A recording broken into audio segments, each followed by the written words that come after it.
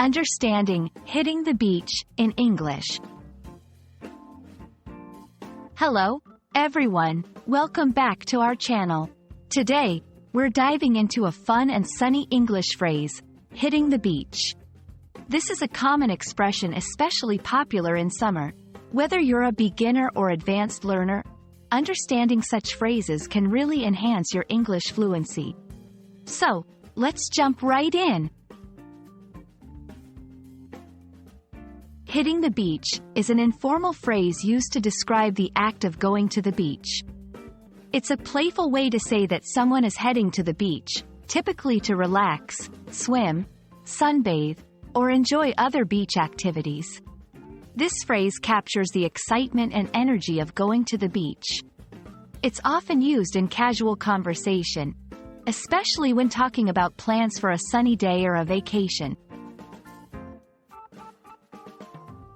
Understanding where phrases come from can help us remember them better.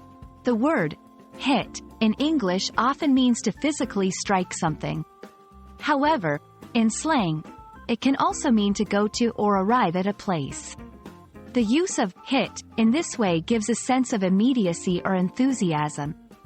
When combined with the beach, it conveys an energetic approach to enjoying the beach. Let's look at how to use hitting the beach in everyday conversations. 1. I'm so excited for this weekend. We're hitting the beach. 2. Do you have any plans for the holiday? Yes, we're hitting the beach with some friends. 3. After a long week of work, hitting the beach sounds like the perfect plan. These examples show the phrase in typical scenarios, making it easier for learners to understand and use it in context. English is a dynamic language, and phrases often have variations. Here are a few related to hitting the beach. Heading to the beach, a more straightforward way of saying the same thing. Beach-bound. This implies that someone is on their way to the beach. Spending the day at the beach. This focuses more on the duration of the stay at the beach.